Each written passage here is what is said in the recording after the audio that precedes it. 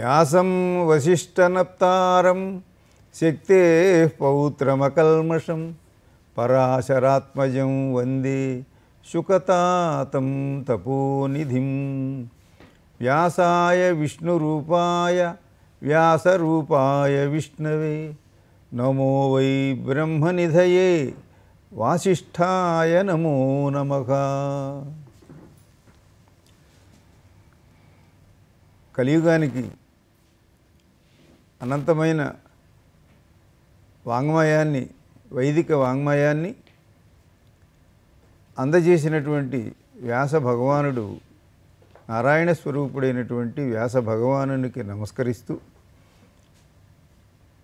పురాణాలు ఆధునిక విజ్ఞానము అనే శీర్షికన సప్తగిరి దూరదర్శన్ ప్రేక్షకులందరికీ కూడా మన పురాణములలో ఉండేటువంటి విశేషాలను, అవి వైజ్ఞానికమైనటువంటివి, సామాజికమైనటువంటివి, ఆ పురాణ స్వరూప స్వభావాలు, వీటన్నింటినీ తెలియజేసేటువంటి ప్రణాళికలో ఇప్పుడు మనం మత్స్య పురాణం చెప్పుకుంటున్నాం. దానిలో రెండవ భాగాన్ని ఈరోజు చెప్పుకుంటున్నాం. వేదాలు, ఉపనిషత్తులు, పురాణాలు, ఇతిహాసాలు ఇవన్నీ హిందూ సంస్కృతిలో ఒక ముఖ్యమైన భాగం. వీటి ద్వారా మనకు దేవతల కథలు, విశ్వం యొక్క రహస్యాలు, సృష్టి రహస్యాలు, ధార్మిక సూత్రాల విలువలు, సమాజానికి ఉపయోగపడే నైతిక విలువలు, మంచి చెడుల మధ్య తేడాలు మనకు తెలుస్తాయి. అంతేకాకుండా చారిత్రక, పౌరాణిక విషయాలు విజ్ఞానాన్ని, వినోదాన్ని, ఆనందాన్ని అందిస్తాయి. సర్వకాల సర్వావస్థలయందు ప్రాంతీయ భాషా భేదాలతో సంబంధం లేకుండా సమసమాజ స్థాపనకు పురాణేతిహాసాలు ఉపయోగపడుతున్నాయనడంలో సందేహం లేదు. వేదాల్లోనివే పురాణాలు. పురాణము అనగా పూర్వం జరిగింది, అయినా కొత్తగా ఉండేది, నిత్య నూతనంగా ఉండేది అని వచనం. 18 మహాపురాణాలు, 18 ఉపపురాణాలు, 2 ఇతిహాసాలు, రామాయణం, మహాభారతం మనకు అత్యంత పవిత్ర గ్రంథాలు. వేదవ్యాసుడు పురాణాల కర్త. ఈ గ్రంథాల్లోని అనేక విషయాలను నేటి సమకాలీన పరిస్థితులకు అనుగుణంగా అన్వయించుకుంటూ అందరికీ ఉపయోగపడే విధంగా ఈ కార్యక్రమాన్ని తీర్చిదిద్దడం జరిగింది. ప్రతి పురాణాన్ని 3 భాగాలుగా చెప్పడం జరుగుతుంది. ప్రతి భాగము గంట నిడివితో పురాణ విషయాలను, విశేషాలను చర్చించటం జరుగుతుంది. మత్స్యపురాణం పురాణాల్లో ఎంత విశిష్టమైనదో ఇంతకుముందు మొదటి భాగంలో మనం చెప్పుకున్నాం. దాంట్లో ఉండేటువంటి 14,000 శ్లోకాలు, 290 అధ్యాయాలు, వీటిలో ఎన్నో విషయాలు మనకు ఏ కాలంలో అయినా పనికి వచ్చేవి ఉన్నాయి. కాబట్టి పురాణము అనే మాటకి అదే అర్థం అని కూడా ఇంతకుముందు మనం చెప్పుకుంటూ ఉన్నాం. పురా అపి నవం, పాతది అయినప్పటికీ ఏ రోజు చదివితే ఆ రోజే కొత్త విషయాలు మనకి తెలుస్తూ ఉంటాయి. మానవుడు ఏ కాలంలో అయినా ఆచరించవలసిన ధర్మాలను పురాణాలన్నీ చెప్పడం కోసం వ్యాస భగవానుడు మనకు అందించాడు. మత్స్యపురాణం చెప్పడానికి విచ్చేసినటువంటి వారు శ్రీమతి డాక్టర్ కోగంటి వెంకట శ్రీరంగనాయకి గారు. మీ వలన మత్స్యపురాణము అనేది, అసలు మత్స్యం అంటే ఏమిటి అనే అర్థం, అలాగే ఆ పురాణం యొక్క ప్రాధాన్యం ఏమిటి అనేది, శ్రీమన్నారాయణుని యొక్క అవతారము, దాని విశేషాలు అన్నీ ఇంతకు ముందు భాగంలో మీరు తెలియజేశారు. ఈ రోజున మత్స్యపురాణంలో ఉండేటువంటి కొన్ని విశేషాలు మనకి అంటే వైజ్ఞానికంగా ఉండేవి, శాస్త్రీయంగా ఉండేటువంటివి, ఆచరణాత్మకమైనటువంటివి, ధార్మికమైనటువంటి కొన్ని విశేషాలను మీరు తెలియజేయడం కోసం నేను మిమ్మల్ని ప్రార్థిస్తున్నాను. మనం మన ప్రాంగణాల్లోనే వ్రతాలు, నోములు ఇటువంటివి జరుపుకుంటూ ఉంటాం. ఈ జరుపుకుని మన ఇంట్లో ఏదైనా పెళ్లి జరిగిందంటే వెంటనే సత్యనారాయణ వ్రతం, ఇట్లా ప్రతిదానికి కూడా మనం దేవరుణం తీర్చుకునేటువంటి పద్ధతిగా చేస్తూ ఉంటాం కదా. మత్స్యపురాణంలో ఇటువంటి వ్రతాలు, విశేషాలు ఏమైనా చెప్పబడ్డాయా, ఎన్ని చెప్పబడ్డాయి అనేది మీరు తెలియజేస్తే వారు తప్పకుండా ఆచరిస్తారు. వేదోద్ధార విచారమతే సోమకదానవ సంహరణే మీనాకార శరీర నమో భక్తాం తే పరిపాలయ మాం. నమస్కారం గురువుగారు. మీరు అడిగినటువంటి ప్రశ్నలు ఈనాడు సామాజికులకు ఎంతో అవసరమైనటువంటి ప్రశ్నల్ని అడిగారు. అసలు పురాణం అనేదే చాలా విశేషమైనటువంటిది. వ్యాస భగవానులు ఒక పురాణంలో ఎన్నో విషయాలని అందించారు.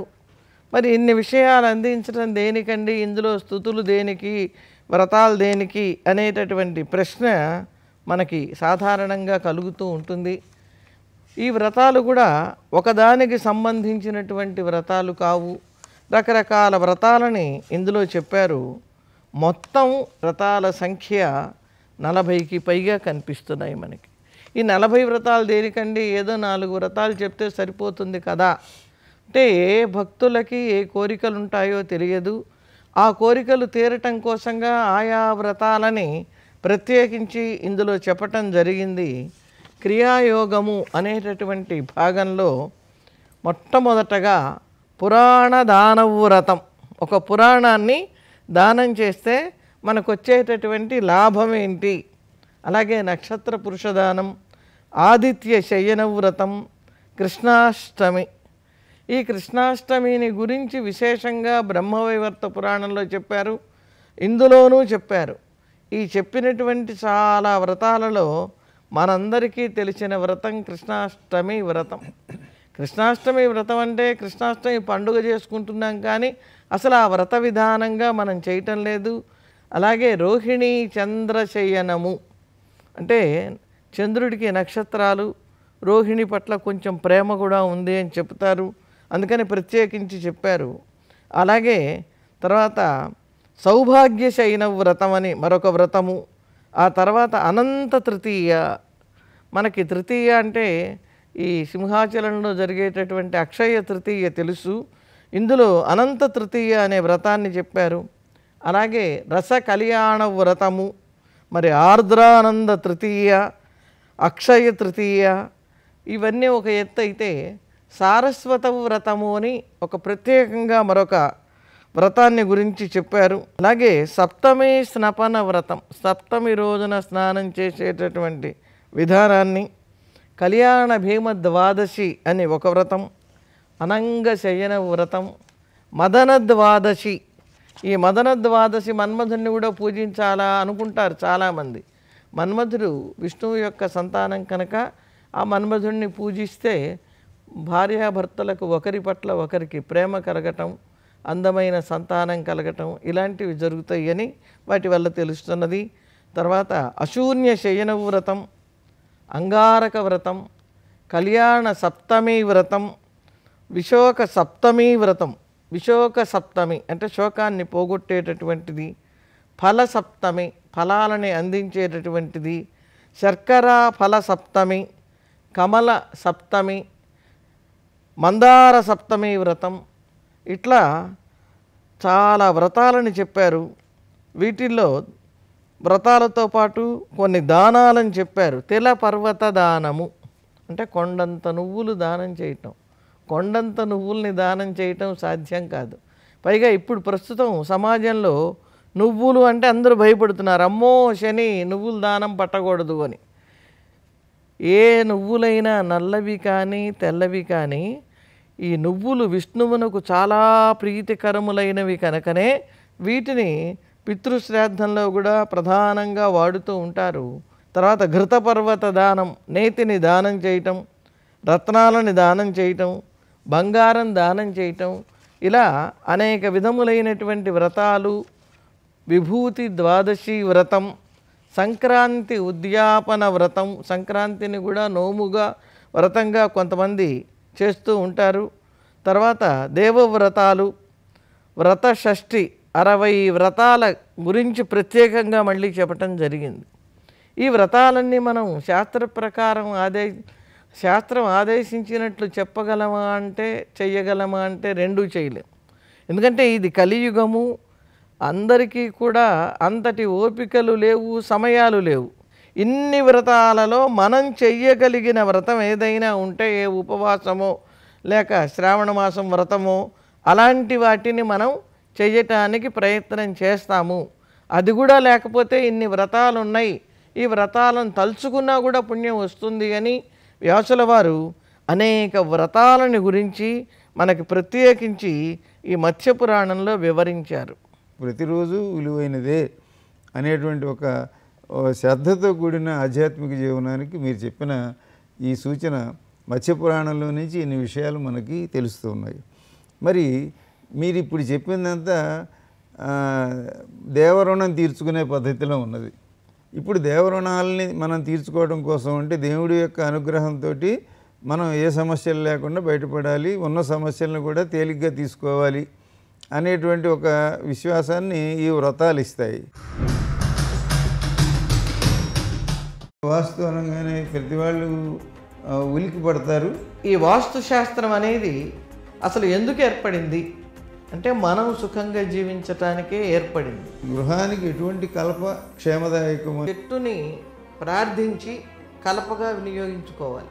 ఎవరికంటే వాది బలమా వాద బలమా అని నిజంగా పురాణంలో చెప్పబడిందా? పురాణంలో భగవంతుడి విషయంతో పాటు లౌకిక విషయాలు కూడా చెప్పారు. మనం పితృదేవతల యొక్క రుణం తీర్చవలసినటువంటి అవసరం కూడా ఉంది. పితృరుణం అనేటువంటిది చాలా మనకు శక్తివంతమైనది. పైగా పితృదేవతలు మన ఎల్లవేళలా చల్లగా చూస్తూ ఉంటారు అని మనకి గరుడ పురాణం కానీ ఇవన్నీ కూడా చెబుతూ ఉన్నాయి. దేవుడు అందరికీ దేవుడు, కానీ పితృదేవతలు మనకు మాత్రమే, వారి వంశంలో ఉన్న జ్ఞాతులకి వారి వారసులకు మాత్రం ఎప్పుడు వీళ్ళు ఎట్లా ఉన్నారు, కులాసాగా ఉన్నారా లేదా అని వాళ్ళు చూస్తూ ఉంటారని మనకు భారతంలో ఉండేటువంటి కథలు కానీ ఇవన్నీ కూడా చెబుతూ ఉన్నాయి. పితృదేవతల శ్రాద్ధ కర్మలో ఉండేటువంటి అనేక విషయాలను మనం మత్స్యపురాణంలో చూస్తుంటాం కదా, వాటి గురించి కొంచెం వివరించండి.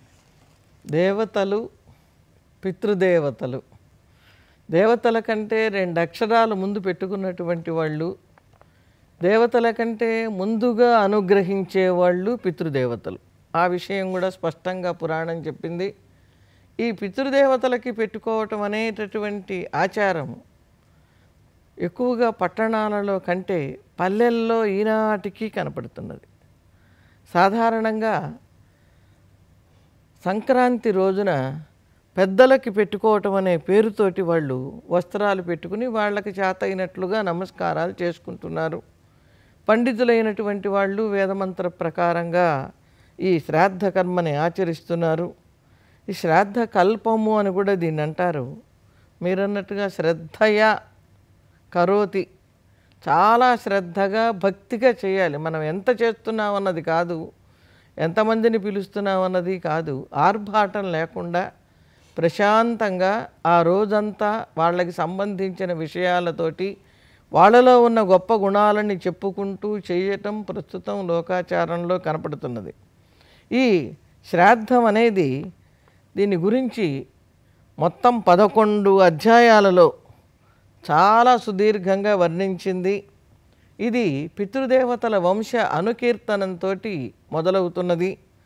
అలాగే చంద్రుడికి సూర్యుడికి శ్రాద్ధదేవులు అనేటటువంటి వ్యవహారం ఎందుకు కలిగింది, దీన్ని గురించి వినాలని నాకెంతో వేడుకగా ఉంది, వినిపించమని చెబితే ఆ స్వయంభవ మనువుకి మత్స్యనారాయణుడు చెప్పటం మొదలు పెడుతున్నాడు. నీకు చెప్తాను విను. స్వర్గలోకంలో పితృదేవతా గణాలు 7 ఉన్నాయి. అందులో 2 విభాగాలు ఉన్నాయి. 3 గణాలకి అమూర్తములు అంటే వాటికి రూపం అనేది ఉండదు. 4 గణములు సమూర్తములు అంటే వాటికి ఒక ఆకారం ఉంటుంది. ఇప్పుడు మనం చేసేటటువంటివి మనకి తెలిసినవి మూర్తి లేనటువంటి గణాలు. ఈ మూర్తి లేని గణాల పితరులు వైరాజుడు అనేటటువంటి వాడు. వైరాజుడు అంటే విరాట్ శబ్దం నుంచి వచ్చింది, విశేషంగా ప్రకాశించేటటువంటి వాడు అనే అర్థం. ఈ వైరాజుడికి సంబంధించినటువంటి ఈ 3 విధములైనటువంటి వాళ్ళు ద్యులోకంలో ఉంటారు. ద్యులోకము అంటే బాగా ప్రకాశించేటటువంటి లోకం. వీళ్ళ బుద్ధి ఎప్పుడూ కూడా తత్వదశలోనే ఉంటుంది. అమూర్తాలైనటువంటి వీళ్ళు ఆకాశము, వాయువు, ఈ రెండు పంచభూతాలలో 2 భూతాలతో రూపొందినటువంటి వాళ్ళు. ఇటువంటి మూర్తికల పితరులు ఎలా ఉంటారు అంటే మనకి కనిపించే పదార్థాలైనటువంటి నీరు, భూమి, ఈ భూతముల యొక్క సమ్మేళనంతో వాళ్ళు దేహాన్ని ధరించి మనకి కనిపిస్తూ ఉంటారు. ఇలా ఉన్నటువంటి పితృదేవతలు మన వంటి వాళ్ళు అవుతారు. అలా మన వంటి వాళ్ళు అయినప్పటికీ మనం వాళ్ళని తప్పకుండా ఆరాధించాలి. ఇప్పుడు లోకంలో చాలామంది అడుగుతారు, మనం సంవత్సరానికి ఒక్కసారి కదండి పెట్టేది, ఈ సంవత్సరం పెట్టకుండా ఉంటే ఒకరోజు పెడితే అయిందా, వాళ్ళు బతికున్నప్పుడు బాగా చూడాలి అని. బతికున్నప్పుడు బాగా చూసినా చూడకపోయినా మరణించిన తర్వాత వాళ్ళని బాగా చూడాలి. బాగా చూడటం అంటే మనం సంవత్సరానికి పెట్టేటటువంటి శ్రాద్ధం వాళ్ళకి రోజు పెడుతున్నట్టే. ఈ కాల వ్యవస్థ మనకు ఒక రకంగా ఉంటుంది, పితృదేవతలకు ఒక రకంగా ఉంటుంది, దేవమానం వేరుగా ఉంటుంది కనుక అందుకని మనం తప్పకుండా ఈ పితృశ్రాద్ధం అనేది చేయాలి. ఈ వైరాజులనే పేరు పొందినటువంటి వాళ్ళు అమూర్తులు. వీళ్ళు ఒకప్పుడు శాశ్వతమైన లోకాలని పొందాలి అని చాలా గొప్ప యోగ సాధన చేశారు. ఆ యోగ సాధన నుండి భ్రష్టులైనారు. సృష్టి ఆరంభమవుతుంది. వీళ్ళు వేద తత్వజ్ఞులుగా జన్మిస్తారు. ఈ పూర్వం చేసిన తపశ్శక్తి వల్ల వీళ్ళకి పూర్వజన్మ జ్ఞానం ఉంటుంది. ఆ జ్ఞానం వల్ల మనం యోగ భ్రష్టులమైనామని ఆగిపోయినటువంటి యోగాన్ని మళ్ళీ కొనసాగించి శాశ్వత లోకానికి వెళతారు. ఈ వైరాజులలో అగ్నిశ్వాత్తులు, బర్హిషదులు అని ఈ 3 గణాలలో 3 రకాలుగా పేర్లు ఉంటాయి. తర్వాత వాళ్ళు హవిష్మంతుడు, సుకాలీనులు, ఆజ్యపులు, సోమపులు అని 4 విధాలైనటువంటి వాళ్ళు ఉంటారు. ఈ వైరాజులు అనేటటువంటి వాళ్ళు ఎక్కువగా ద్యులోకము, కాంతి కలిగినటువంటి లోకంలో ఉంటారు. ఆ లోకాలు విభ్రాజములు, భ్రాజ్రు దీప్తవు, విపరీతంగా కాంతితో ప్రకాశించేటటువంటివి. అక్కడ నియమనిష్టలతో కూడినటువంటి బర్హిషదులు అనేవాళ్ళు నివసిస్తారు. బర్హిషదులు అంటే, బర్హి అంటే నెమలి, నెమళ్ళు వాహనంగా కలిగినటువంటి రథాలలో వాళ్ళు కూర్చుని పయనిస్తారు కనుక వాళ్ళకి బర్హిషదులు అనే పేరు వచ్చింది. ఈ బర్హిస్ అంటే యజ్ఞం అనేటటువంటి అర్థం కూడా ఉంది కాబట్టి ఆ లోకాలలో ఉన్నటువంటి పితృదేవతలను గురించి శ్రాద్ధాలని ఆచరిస్తే ఈ ప్రాపంచికమైనటువంటి సుఖాలు పొందటానికి, అంటే ఇహలోకంలో అనేక సుఖాలు పొందుతారు. తర్వాత సుకాలీనులు అని మరొక వర్గం ఉంది వీళ్ళల్లో. వీళ్ళు వశిష్ఠుని యొక్క మానసపుత్రులు. వీళ్ళందరూ కూడా ధర్మమూర్తులే. వీళ్ళు ద్యులోకానికి పైన జ్యోతిర్భాసి అంటే జ్యోతితోటి, నక్షత్రాదులతోటి ప్రకాశించేటటువంటి లోకంలో ఉంటారు. వీళ్ళని ఉద్దేశించి కనుక శ్రాద్ధం ఎవరైనా వర్ణభేదం లేకుండా పెట్టడానికి అవకాశం ఉంది. ఇట్లా శ్రాద్ధం పెట్టిన వాళ్ళు మరణించిన తరువాత హాయిగా పైలోకాలకు వెళ్ళి విమానాలలో ప్రకాశిస్తూ విహరిస్తూ క్రీడిస్తూ ఉంటారు. ఇలా వీళ్ళని గురించి మనకి 2 విధాలుగా చెప్పింది. ఈ చెప్పినటువంటి విధానంలో ప్రధానంగా హవిష్మంతులు అనేటటువంటి వాళ్ళు ఇంకొక వర్గానికి చెందినవాళ్ళు. ఈ హవిష్మంతులు మరీచి గర్భానామ్నాతు లోకామార్త అండమండలే పితరో ఎత్ర తిష్టంతి హవిష్మంతో గిరాసుతా అంగిరాసుతా. మరీచి గర్భానామ్నాతు, వీళ్ళకి మరీచి గర్భములు అని పేరు. మరీచి గర్భములు అంటే లోపల కిరణములు కలిగినటువంటివి. వీళ్ళకి తీర్థక్షేత్రాలలో ఎక్కువగా క్షత్రియులు శ్రాద్ధాలు జరుపుతారు. ఆ పితృదేవతలకి చక్కగా స్వర్గం వస్తుంది, మోక్షం వస్తుంది. ఇంకా 2 రకాల వాళ్ళు ఉన్నారు, ఆజ్యపులు, సోమపులు అని. ఆజ్యపులు అక్కడ కామదుఘాలు అంటే మనం కోరిన కోరికలు తీర్చేటటువంటి లోకాలు ఉన్నాయి. అక్కడ సత్కర్మలనే ఆచరించే వాళ్ళని ఆజ్యపులు అని పిలుస్తారు. వీళ్ళు పితృలోకాలలో ఉంటూ ఉంటారు. వీళ్ళు ప్రధానంగా కర్దమ ప్రజాపతి సంతానం, పులహుని సంతానం కూడా.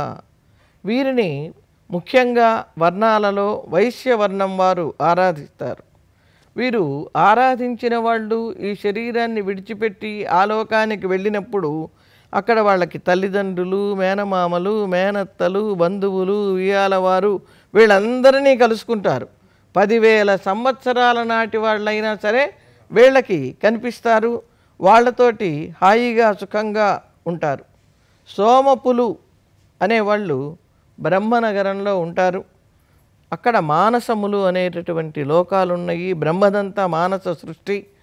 సోమపులు అనే పితృదేవతలు కూడా ఈ నగరాలలో నివసిస్తూ ఉంటారు. వీళ్ళ మానస పుత్రిక నర్మదా నది. ధర్మాన్ని మూర్తీభవించినటువంటి వాళ్ళు, శాశ్వతంగా ఉండేవాళ్ళు, బ్రహ్మకి పై స్థానంలో ఉండేవారు. ఇన్ని రకాలుగా పితృదేవతలను గురించి మనకి శాస్త్రం, పురాణం ప్రత్యేకించి చెప్పింది. శ్రాద్ధ కర్మ అని కూడా అంటారు. కర్మ అంటే పని. మనం చేసే ప్రతి పని కర్మ కిందకే వచ్చిన, ఎవరైనా మరణించినప్పుడు చేసేటటువంటి కర్మనే వాడు కర్మ చేస్తున్నాడండి అనేది లోకంలో ఒక వ్యవహారంలోకి వచ్చింది. అంటే విడిగా ఉన్నటువంటి పనులు చేసినా చేయకపోయినా శ్రాద్ధ కర్మ మాత్రం తప్పకుండా చెయ్యాలి అనేటటువంటి దానికోసమే ఆ కర్మని నొక్కి నొక్కి అందరూ చెప్పటం జరిగింది. ఇలా పితృదేవతలని ఆరాధిస్తే మనకి లాభం ఏమిటి అన్న ప్రశ్న ఇప్పుడు. అంటే శక్తి ఉన్నవాళ్ళు శక్తి ఉన్నట్లు చేస్తారు. శక్తి లేని వాళ్ళు తల్లిదండ్రుల్ని తలుచుకొని దేవాలయానికి వెళ్ళి దేవుడికి పూజ చేయిస్తారు. ఆ రోజు వాళ్ళని తలుచుకొని శ్రద్ధగా మనం చేసే పనుల వల్ల ప్రధానంగా వంశాభివృద్ధి జరుగుతుంది. సంతానం బాగా అభివృద్ధిలోకి రావాలన్నా, వంశోద్ధారకులు కలగాలన్నా పితృదేవతల యొక్క అనుగ్రహం చాలా ముఖ్యమైనటువంటిది. మనకి పితృశాపం, అలాగే సర్పశాపం అనేది, విప్రశాపం, ఇవి సంతానాన్ని కలగకుండా ప్రతిబంధకాలుగా ఉండేటటువంటివి. ఆ పితృశాపం నుండి మనం విముక్తి పొందాలి అంటే ఈ శ్రాద్ధ కర్మని ఆచరించాలి. ఈ ఉదాహరణ ద్వారా లౌకికమైనటువంటి సాంకేతికమైనటువంటి విజ్ఞానం నుండి మనం ఆధ్యాత్మికమైనటువంటి విజ్ఞానాన్ని నమ్మటానికి ఇవి సాధనాలుగా మారినాయి ప్రస్తుతం.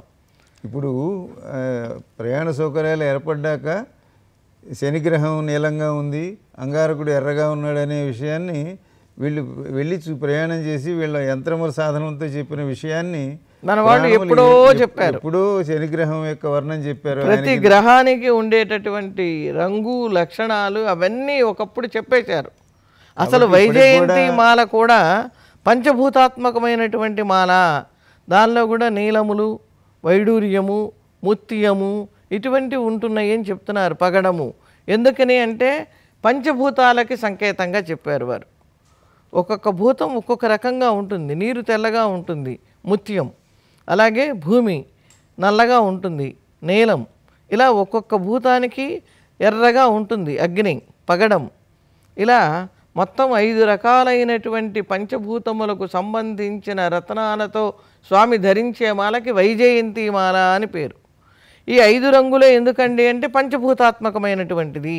పంచభూతాలు ఆయనకి లోబడి ఉంటాయి. కాబట్టి మన భారతీయ సంస్కృతి ఎప్పటిదో ఇప్పుడు కాదు, ఇప్పుడంతా సాంకేతికంగా అభివృద్ధి చెందాం అనుకోవాల్సిన అవసరం లేదు. ఇప్పుడు సాంకేతికంగా అభివృద్ధి చెందటానికి కూడా మన భారతీయ సాహిత్యమే మూలము. అది గట్టిగా వేదం చెప్పింది. పురాణాలు కూడా గట్టిగా దాని గురించి మనకి ఉదాహరణల పూర్వకంగా చెప్పినాయి. ఇప్పుడు ఒక దేశం నుంచి ఒక దేశానికి వెళ్ళటం చాలా సులభమైంది. అలాగే ఒక మంత్రం ఎంత దూరమైనా పయనిస్తుంది. ఆ మంత్రములు, శబ్ద తరంగాలు వాటికి ఉన్న శక్తిని చెబుతూ, అయితే మరణించినటువంటి మానవులందరూ ఒకే రూపాన్ని చెందుతారా అన్న దానికి వీళ్ళు చేసుకున్న కర్మని బట్టి వీళ్ళు ఒకే రూపాన్ని ధరించరు. మరి ఎలా ఉంటారు వాళ్ళు? కొంతమంది వీళ్ళు చేసినటువంటి చేష్టలని బట్టి రాక్షసులుగా మారతారు. అప్పుడు ఇక్కడ పెట్టినటువంటి ఈ కొడుకులు పెట్టినటువంటి ఆహారము వాళ్ళకి రాక్షసులకు తగినటువంటి ఆహారంగా మారిపోతుంది, మాంసాహారంగా. కొంతమంది అజ్ఞానం చేత పనులు చేసి వాళ్ళు పశువులుగా మారుతారు. అలా పశువులుగా మారిన వాళ్ళకి ఈ ఆహారం గడ్డిగా మారుతుంది. కొంతమంది పాముగా మారతారు. పాములైనటువంటి వాళ్ళకి గాలిగా మారుతుంది. అంటే మనకి లోకంలో కనపడేటటువంటి ఈ మామూలు పాములు కప్పల్ని, తొండల్ని, బల్లుల్ని తినేటటువంటివి. అసలైనటువంటి నాగుపాములు మంచి పరిమళ భరితమైనటువంటి గాలిని మాత్రమే పీలుస్తాయి. అందుకే నా కంట నరుడు పడకూడదు, నరుడి కంట నేను పడకూడదు అని రోజు సూర్యోదయ సమయంలో సూర్యుడికి నమస్కారం చేసుకుంటుంది.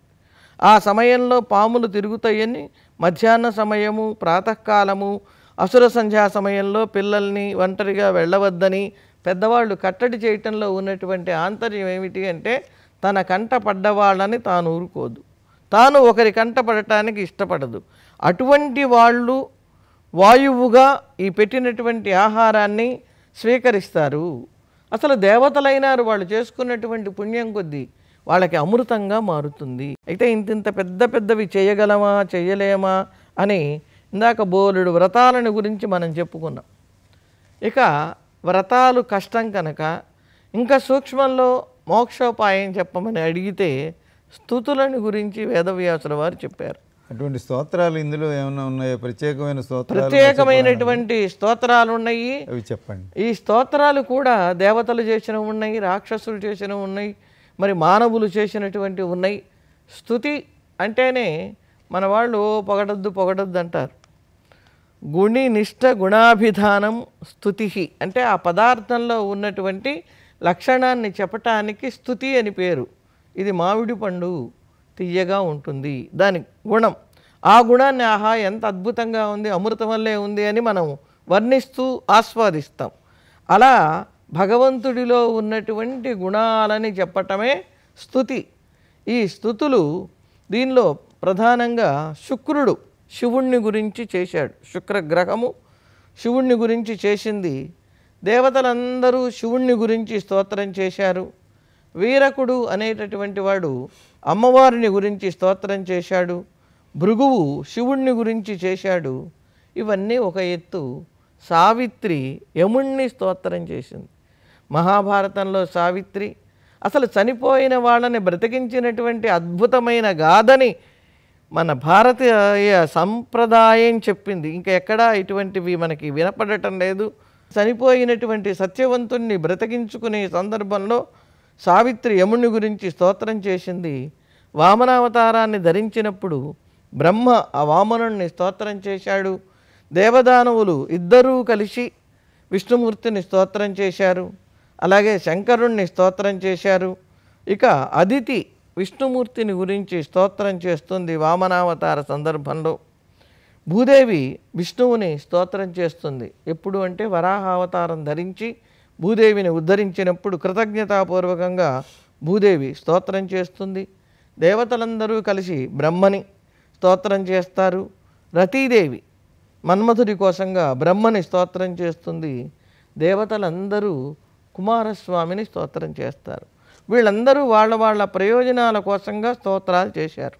ఈ చేసినటువంటి స్తోత్రాలు కొన్ని 5 శ్లోకాలు ఉన్నాయి, కొన్ని 10 శ్లోకాలు ఉన్నాయి, కొన్ని ఒక అధ్యాయం అంతా ఉన్నాయి.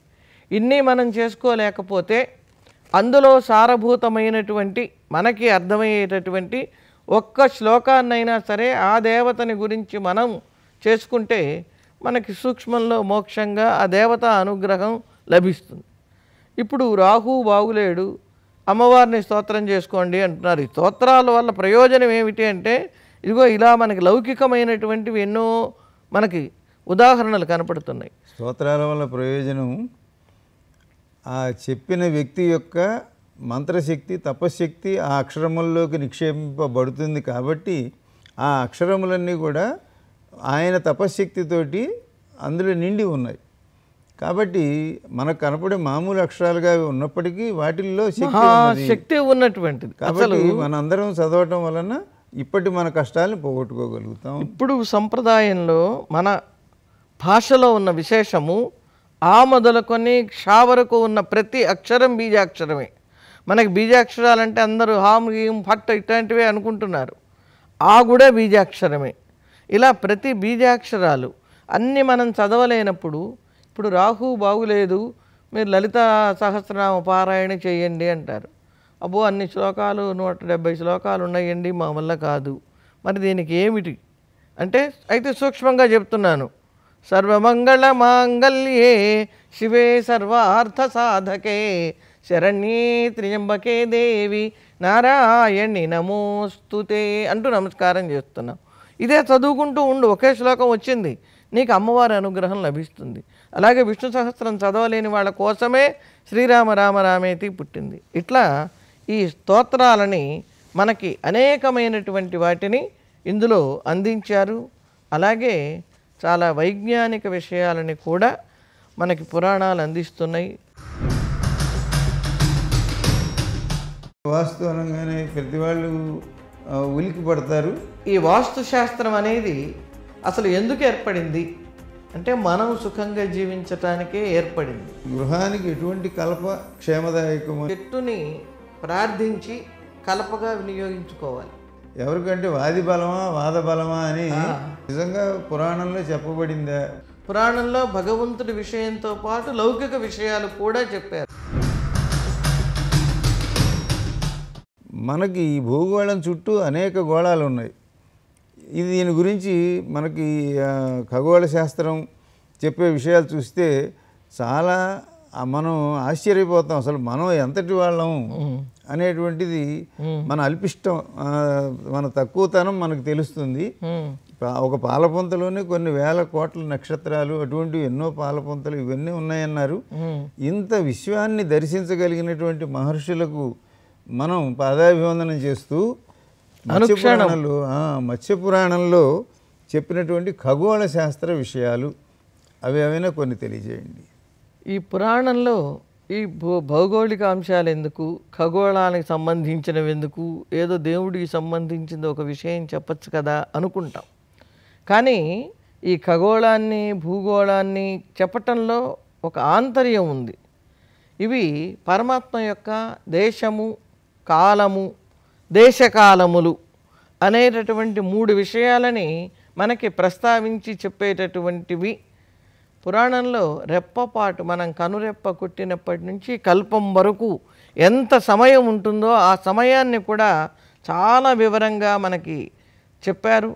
అలా చెప్పినటువంటి వాటిల్లో భూగోళ వ్యవస్థ అంతా కూడా భగవంతుడి యొక్క రూపం. ఖగోళ వ్యవస్థ ఈ భగవంతుడికి సంబంధించినటువంటి 2 విధములైనటువంటి రూపం, భగవద్ రూపంగా భావింపబడుతున్నది. అలా కనుక మనం చూస్తే అంధకాసుర సంహారం అనేటటువంటిది ఈ రాక్షస సంహారాల్లో ఒక ప్రధానంగా కనిపిస్తున్నది. అది విజ్ఞాన శాస్త్రమయంగా ఉంది.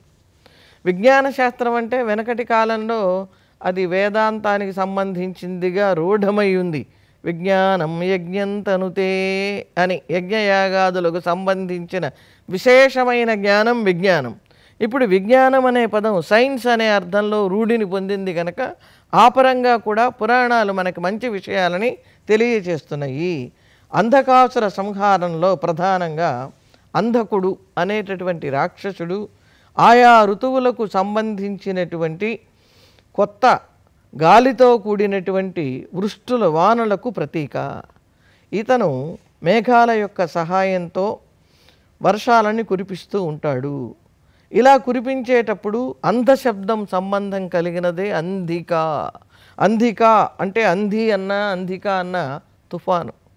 ఇవాళ వాతావరణ శాఖ హెచ్చరిస్తుంది రాబోయే 48 గంటలలో వానలు గాలులు అని. అటువంటి విషయాన్ని మనకి ఈ పురాణం ప్రధానంగా చెప్పింది. అంధకాసురుడు అనే రాక్షసుడి ద్వారా చెప్పింది. ఇది ఈశాన్యం నుండి నైరుతికి, నైరుతి నుండి ఈశాన్యానికి ఋతుపవనాలు ప్రవర్తించటం వల్ల వస్తుంది అని. అయితే ఈ అంధకుడు అనేవాడు వానని కురిపించేవాడు. ఈ కురిపించేటటువంటి అంధకుడు సక్రమంగా కనుక వర్షాన్ని కురిపించకపోతే ప్రజలలో అనేక విధములైనటువంటి ఇబ్బందులు ప్రజలకు కలగటానికి అవకాశం ఉంటుంది. కనుక ఆయన సక్రమంగా వర్షం కురిపించాలి. అక్రమంగా కురిపిస్తే మనకి నష్టం కలుగుతుంది. కనుక ఆ అంధకుడు అనేటటువంటి వాడిని, అంటే వాతావరణానికి సానుకూలంతో పాటు ప్రతికూలం కూడా కలిగించేవాడిని నివారించటమే అంధకాసుర యొక్క సంహారంగా. ఇందులో ఈ అంధకాసుర సంహారంలో వర్షానికి సంబంధించినటువంటి విజ్ఞాన విషయాన్ని కూడా చెప్పారు. అలాగే మనకి ముందుగా ఖగోళం, ఆకాశంలో ఉండేటటువంటి గ్రహాలు, వాటిల్లో సూర్యుడు ప్రధానంగా ఉంటాడు. ఆ విషయాలను గురించి చెప్తున్నారు. అయనాత్తు ప్రకాశేన అవనాత్ సరవి స్మృత భూయో భూయ ప్రవక్ష్యామి ప్రమాణం చంద్రసూర్యయో. చంద్రసూర్యుల యొక్క ప్రమాణాన్ని మళ్ళీ మళ్ళీ చెప్తున్నాను అని చెప్పటం మొదలుపెట్టాడు. రు అవ అనే ధాతువుల నుండి రవి అనే పదం ఏర్పడినందువల్ల ఎప్పుడూ కూడా లోకాలని సృష్టిస్తూ పెంచుతూ లయం చేసేటటువంటి పరమాత్మ లక్షణం కలిగిన వాడు సూర్యుడు. కనుక ఈ సూర్యుడిని నారాయణ శబ్దంతో చేర్చి సూర్యనారాయణ అని మన వాళ్ళందరూ పిలుస్తున్నారు.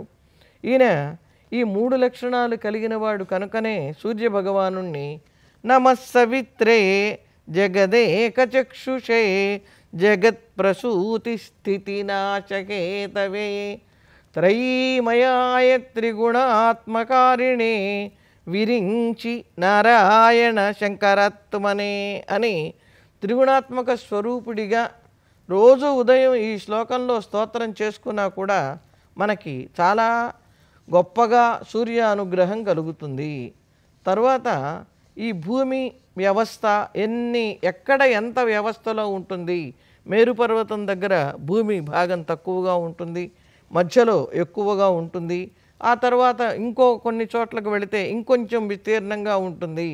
మొత్తం భూవృత్తం యొక్క చుట్టుకొలత 13,37,00,000 యోజనాలు. యోజనం అంటే 12 కిలోమీటర్లు. ఇంకా దాన్ని బట్టి మనం లెక్కించుకుంటూ పోతే ఎన్ని కోట్ల విస్తీర్ణం ఉందో.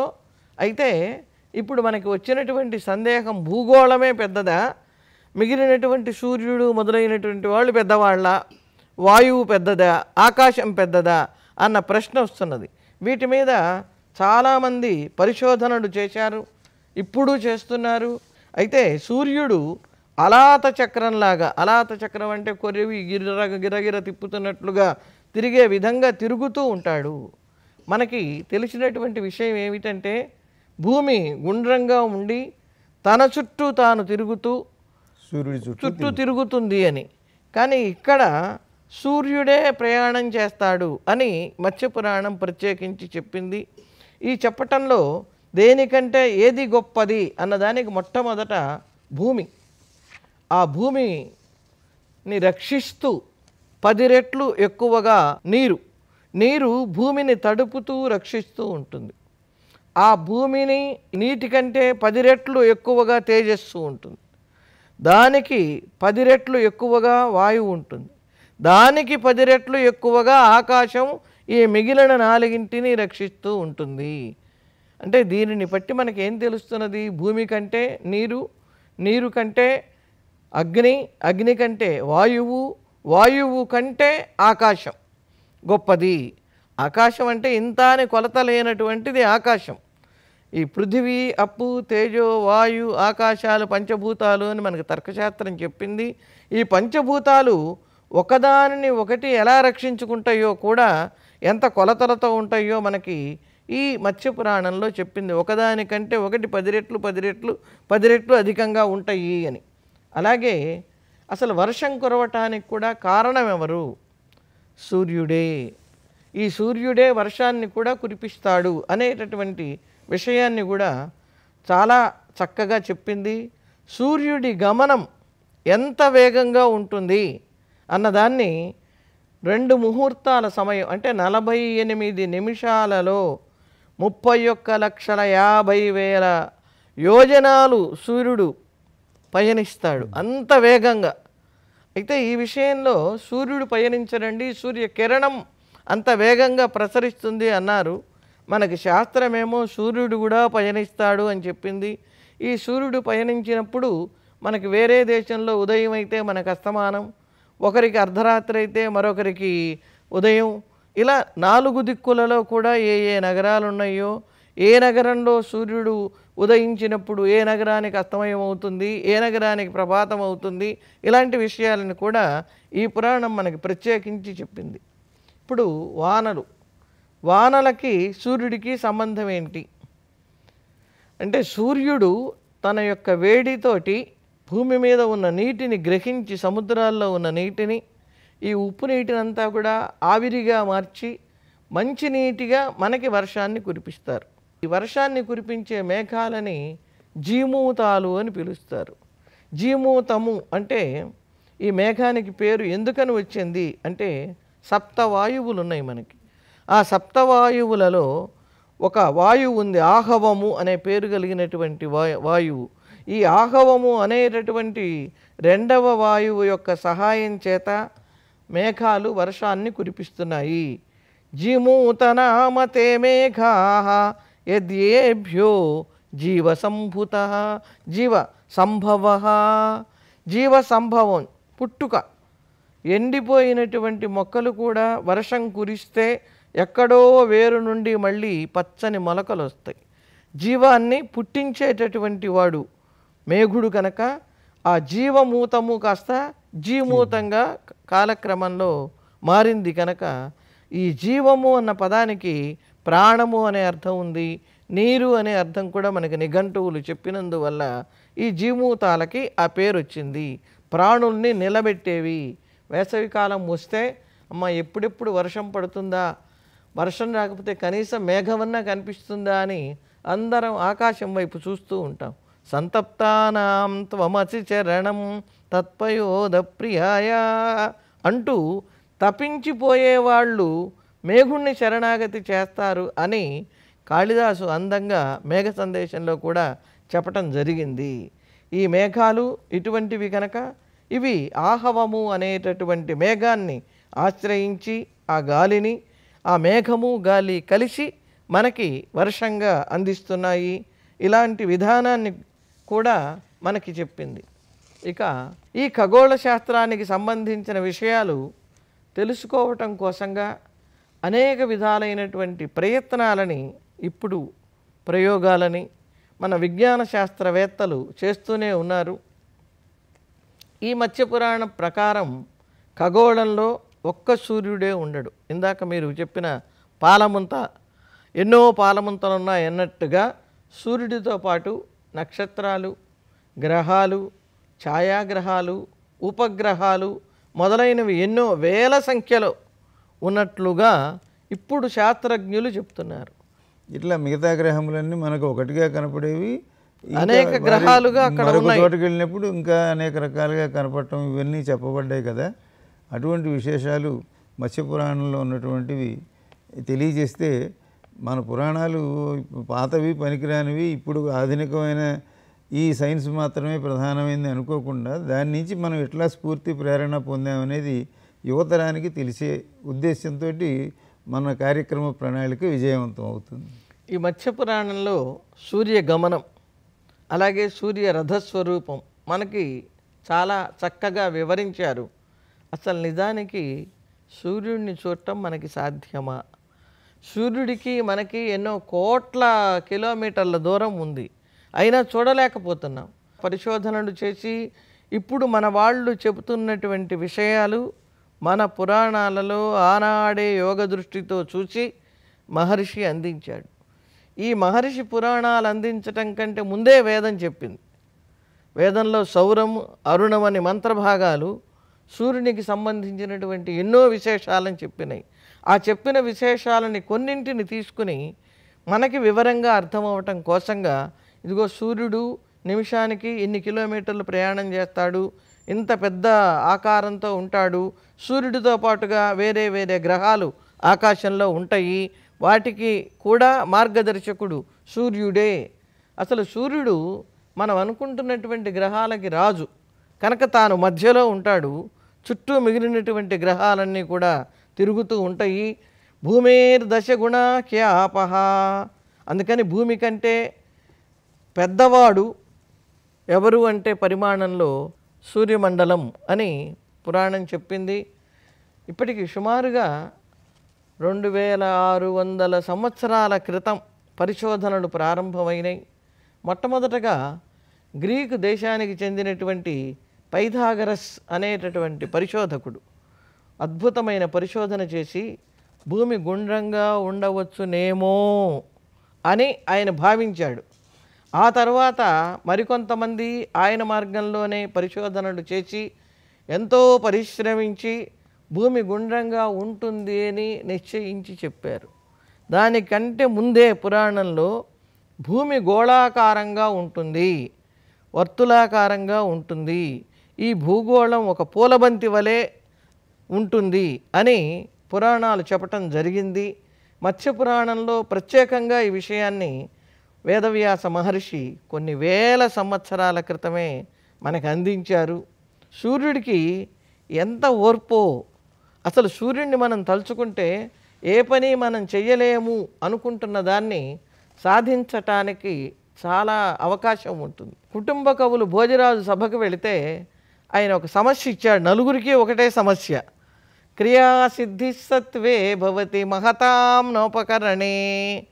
మనం చెయ్యాలి అనుకుంటే ఏ సాధనాలు లేకపోయినా కష్టపడి పని చేసి తీరతాం అనిస్తే అందులో ఒకళ్ళు సూర్యుడిని గురించి, సూర్యుడి స్థుతిని గురించి ఆ సమస్యకు పూరణ చేశారు.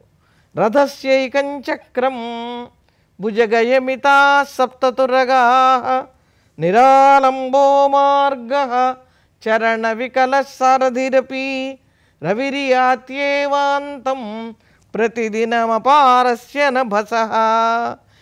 ప్రతిదినం అపారస్య నభసః అంటంలోనే ఆకాశం, స్పేస్ ఎంతో పెద్దది అనే విషయం మనకు అర్థమైపోతున్నది. పాప ఆయన చూడండి, రథానికి ఒక్కటే చక్రం, పగ్గమ 2 కాదు 7. ఈ 7 కూడా పాములు పగ్గాలు, పట్టుకుంటే జారిపోతాయి. ఒకటి పట్టుకుంటే ఒకటి జారిపోతుంది, ఒకటి పట్టుకుంటే ఒకటి జారిపోతుంది. పోనీ మంచి దారి ఉందే ఆ రథం ఆ ఒంటి చక్రం మీదనే ఎలాగో బ్యాలెన్స్ చేసుకుని వెళదామంటే నిరాలంబో మార్గ, ఏ విధమైనటువంటి ఆలంబనం లేనటువంటిది త్రోవ.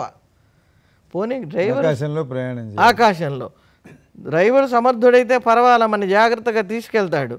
ఆ ఉన్నటువంటి సారథేమో కుంటివాడు, అయినా సరే ఆకాశంలో ప్రయాణం చేస్తూనే ఉన్నాడు అని మనకి ఇందాక మీరు అన్నట్టుగా కష్టంలో ఏ పని చేసుకోలేము అనేటటువంటి వాళ్ళకి ఈ సూర్యుడిని ఉదాహరణగా చెప్పారు. దీన్ని బట్టి ఆకాశం చాలా విస్తృతమైనటువంటిది, ఆ ఖగోళంలో ఎన్నో గ్రహాలు ఉన్నాయి అనేటటువంటి అంశాన్ని కూడా మనకి ఈ పురాణం అందించింది. అనాటమీ అని ఒక పదం వినపడుతున్నది, దానికి సంబంధించి 2 విషయాలు.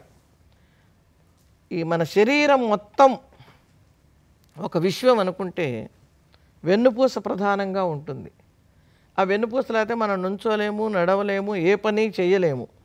ఈ వెన్నుపూసని పృథ్వీలోకం అనుకోవాలి.